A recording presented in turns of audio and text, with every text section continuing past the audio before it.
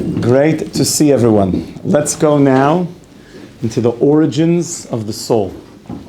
Okay, we're going into the godly soul now, and we're going to explain where it comes from. We spoke last time about the creation of man in the first narrative of the Torah, and then we saw in the second narrative that something unique happened to Adam.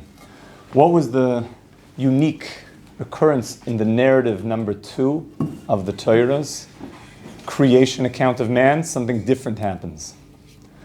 He's given what's called the Ruach Memalala. He's given the godly soul. The Vayipach Ba'ap of Nishmas Chaim, that the living soul is breathed into Adam in the second creation narrative. Now, every single thing in creation has a certain narrative. How is it created? And why? How is every part of creation created? As you just read the Torah, you see that it's all in one fashion. All through Hashem speaking. It's all through speech. Every single thing in the creation, you'll notice, is Hashem speaking. Now that's all allegory for the infinite coming into the finite. This is all an allegory. This is all very deep things. But the allegory for us from the perspective of the finite creation is through Hashem creating through speech. Now what does it mean God speaks? He reveals. So speech is not, if I speak very loudly, then God speaks, let there be. It can't be that. Because that's just attributing tremendous finitude to God. And one of the biggest problems of heresy is attributing, what do they call it? Anthropomorphic qualities, thank you, to God. Corporealizing, thank you. We're actually going to be going through the 13 principles of faith, hopefully in the next week beginning. And those are going to be the essential fabric of what a Jew is. And we're going to share that with humanity, that humanity knows what it means to be a Jew, for real. And what the fabric of what we believe in and what we're here to bring to humanity. This is it. So we're going to begin that in about a week's time, Mitzvah Hashem. And one of the main ones is that God does not have any physical features. So what do we mean when we say that God is speaking? So the answer is, like Yosef is saying, is that use your speech as an analogy of God's speech. That just like when you speak, you take something that's hiding on the inside, that's only known to you, and you reveal it to an other. So in my mind now, there's things that only I know about. But if I want to communicate that to you, I want to bring you into my world, I share with you, I speak to you. So the best thing to do on a date is talk. Talk to each other, get to know each other by speaking. Because then you're sharing the things that are intimately connected to you exclusively, and you're bringing somebody else into that space. You're revealing what's on the inside. When we say that God is speaking, it means He's revealing that which is inside of Him, and that's called the act of creation. So all the speech is now this externalizing, but when it comes to God, there's no externalizing. It's all in God.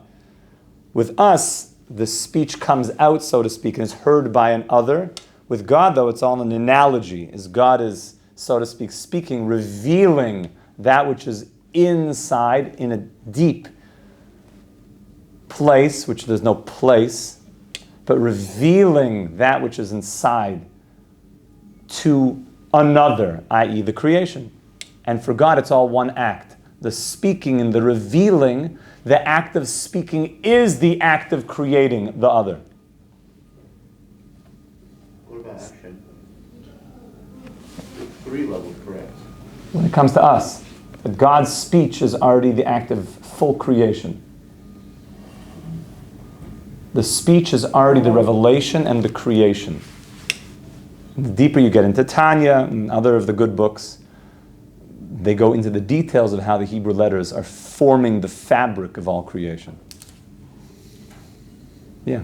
Is it also linked to the fact that when the soul was breathed into Adam, he gained the faculty of speech, which wasn't really a thing up to then? Oh. So here we come to the interesting question. Open up the Torah, every single thing is being spoken. And then something else happens. There's one element that God does not speak. He breathes. That's the soul. Every single part of creation is spoken into creation. Everything. Including the spiritual worlds, the spiritual entities, the angels, the highest of all the angelic worlds. We're talking about powerful stuff up there. Don't mess with those forces. It's powerful stuff. Speech. It's all God's speech. There's one force that is not God's speech. It's God's breath. That's the soul. And that should stand out to somebody saying, that is very interesting. Why is every single thing in the Torah God speaking it into creation, whereas the soul, vayipach ve'apav nishmas Chaim, and now God is blowing the soul into Adam? That should make you think, like, something has to be looked at here. Was the soul already created? Because he said, let us create man. So that is God not creating with anybody, like Rashi points out. That's God showing humility, that when someone great does something, they ask counsel from those around them as humility. They don't need to. A king doesn't need to ask. He has the absolute power. But it shows humility when you ask counsel from people on your minister, in the higher level ministers. They're saying, do you think this is a good idea? Let's do this together.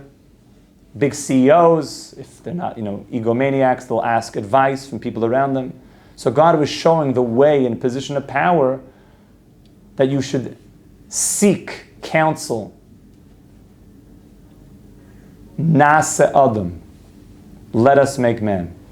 The Ben Ish Chai also says that that's referring to Hashem made the world so far, and then there's an act of perfecting the world which is left to us. Let us make man, i.e. all do part, but you finish the job through your free will, through bris milah, through using this world properly. We'll make you together. I'll give you the raw materials, but now you choose wisely. Yes?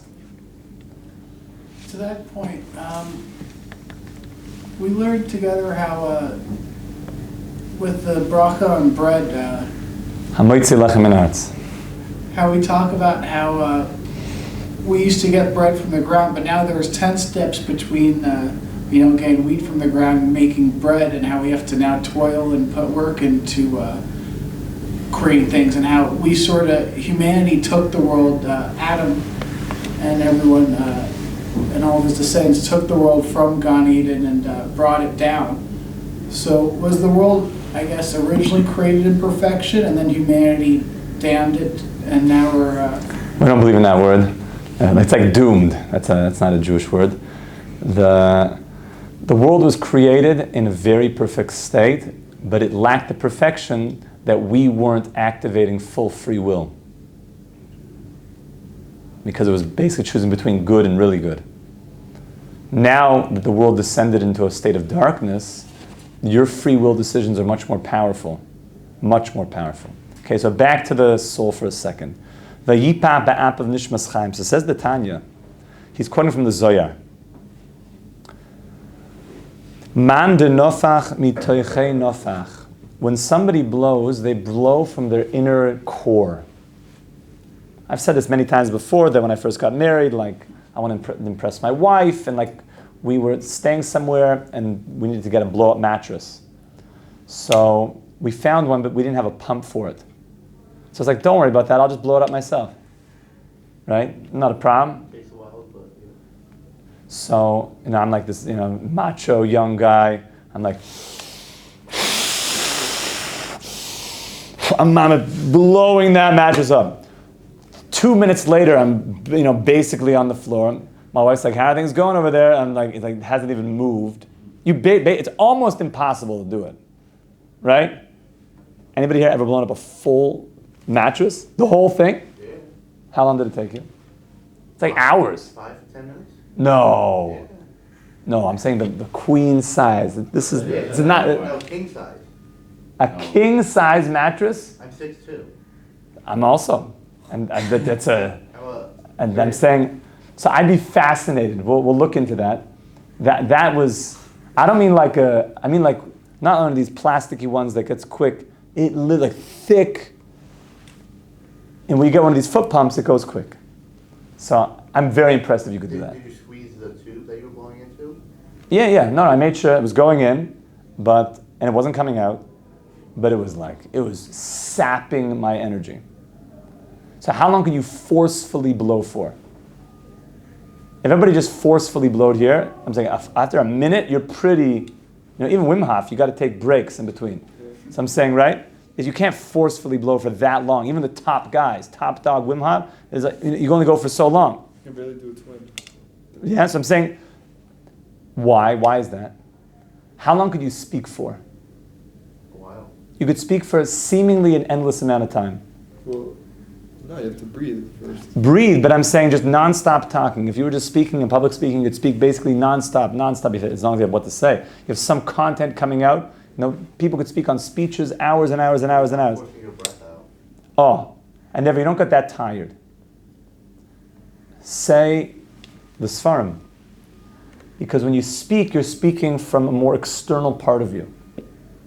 Therefore, it doesn't draw your deep energy. It doesn't draw deep down into you. That it like tires you out.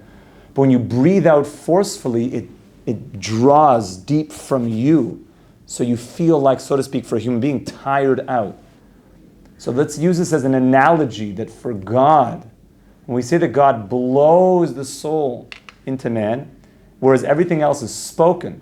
So when it comes to all other parts of creation, including the angels, it means that all of creation is being created from a more superficial part of God, so to speak, i.e. more external, not deep within the secret of God, whereas the soul inside of us is given from a very core place within God, i.e. within the secret of God, the closest thing to God himself, given into us. Okay, that's really what the analogy is all about, is that the soul being blown into us is deeply connected with deep God consciousness, very deep God consciousness, and God is, so to speak, saying that your soul is different than everything else. Very, very important to know that your soul is special, is different, and this is going to form the whole framework of free will. Because free will is going to be a real decision between my soul consciousness and my instinctual body consciousness. Yeah, Yosef. So last week we were learning about the elements, and in Bereshis, everything was spoken to or breathed into existence, besides for water. I can't find water being spoken into existence. It looks like water just appears. Water is part of Shemayim, right? Eshumayim. So Bereshis bara Elokim Eisa Shemayim ve'Eisa Aretz. So within Shemayim is also water. But the Mekubalim say that water really comes from a little bit before formal creation. It's like in between not creation and creation. Water's a mysterious element. That's what everybody knows. That anybody who is a real spiritual seeker knows that you have to protect your waters. Whether that's your internal waters, whether that's your external waters, whether that's the spring water that you go to get. Everybody knows. Anybody who's on a real spiritual journey knows, don't mess with your water. Don't mess. Be careful of, just downing Coca-Cola all day and whatever. You got to be very careful. You got to keep your waters clean. Water's a very important part of the whole journey. And it's nice now also that there's like a resurgence in, I would say, popularity in the mainstream, that people are starting to get clued into protecting their waters, protecting cleanliness of springs, bathing, cold baths, cold plunges, understand the role of water, which we've always had, especially mikvahs. It's a very, very big thing in the Jewish world, is appreciating water as being part of just daily the life of a person, and people are even getting clued into not using so much plastic water bottles and leaching, water filtration systems. Water is like this mysterious element which is a half step before creation. So in terms of protecting your personal waters, like outside of like the Olam, like pertaining to the Olam Katan, like or I guess I learned recently how like the reason like Yosef was at Tzaddik, and like the reason like Pinchas or Phineas was also like at Tzaddik, where they represented the mitos of Yesod, is because Yesod corresponds to the Brit, and you're teaching us how like water also has like a sexual nature to it too, like. That's what it means. So really protecting water means a person's, he's taking control of taivas. He's taking control of everything to do with water. The water is an important thing. Water is a very interesting, most people don't know about water. They just like take it for granted, like it's like water comes from the tap. Water is a big sugya. It's a very big sugya. Having clean water. Water is a big sugya. Yeah. Did Adam have a brit milah? It looks like he was one of the people that was born with a bris, yes. There's a few people in history that were born with a bris. No. Maybe Yaakov, maybe Moshe Rabbeinu. A big discussion if he was born with a bris or not. Which means there's already some great level of perfection there. Like a little bit about being before Eitz Hadas. Okay, so this is the first level we're going to talk about. The soul comes through the breath. Also, with the breath, a person appreciates that if you want to tap into your soul, just simply, a person should work on breathing. This is something that sometimes people don't talk about, but really working on deep breathing exercises, techniques. Because that's the entry point of the soul, is through the breath. To learn how to breathe through your nose. Some people tell me I haven't breathed through my nose in forever. Nose breathing is very important. Deep breathing. Getting into breathing exercise, very, very important. Because that's the nexus between where the soul is coming into the body, is through the breath. Right?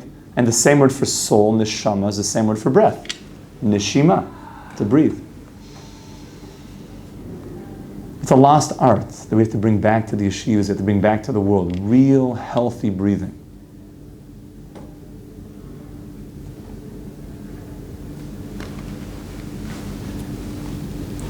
Now it's interesting that we make a bracha on smell, on nice, pleasant smells. It's one of the few senses that were never tamed, right? Oh, so the Bnei Yisachar points out that the smell is a very unique sense. That we, in finite existence, before we talk about our soul, in finite existence, we interface with the world through our five senses. You touch things, you see things, you hear things, you taste things, you smell things. These are the interface with the world. And our reference points are from these five finite points. But that's not the whole story. There's a spiritual world. But if we're so connected to the world of our five senses, we don't oftentimes hear the other music being played. We don't hear it. So it's a problem. So it says that in the Garden of Eden, when did we become highly bought into these five senses as our primary identity? After the apple. After we ate the Eitz Hadas Chevra. Because the pasuk says that we saw the tree, looked good. We heard the lashon hara of the snake. We tasted the fruit. We touched the tree. There's one thing that's omitted. It doesn't say anywhere that we smelled it.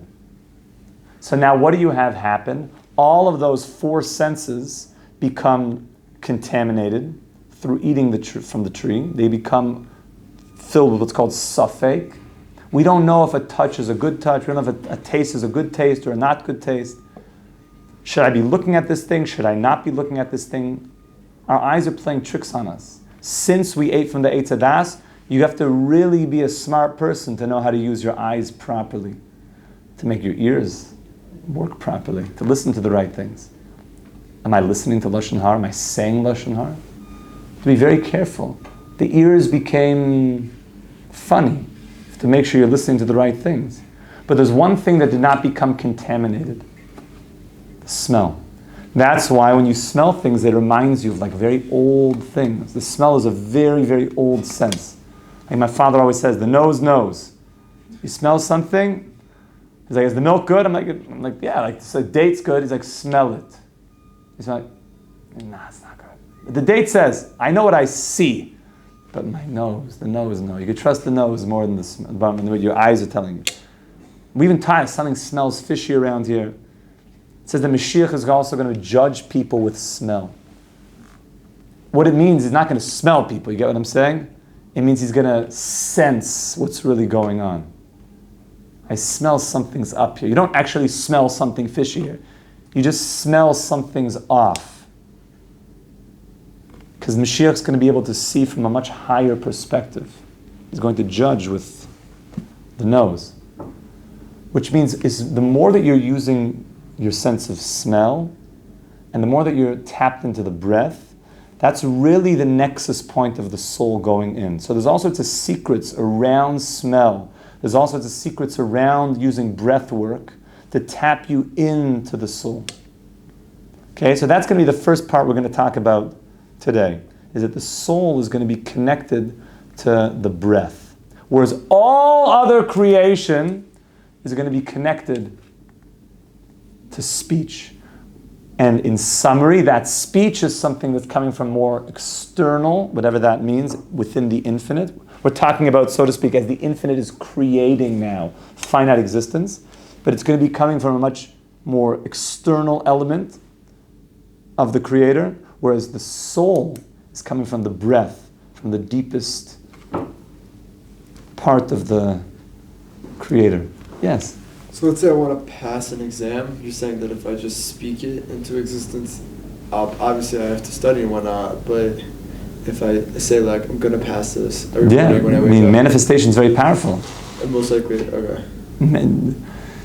Somebody one time told me this, like magicians, like abracadabra, right? Abracadabra. That's right. So they're Hebrew words.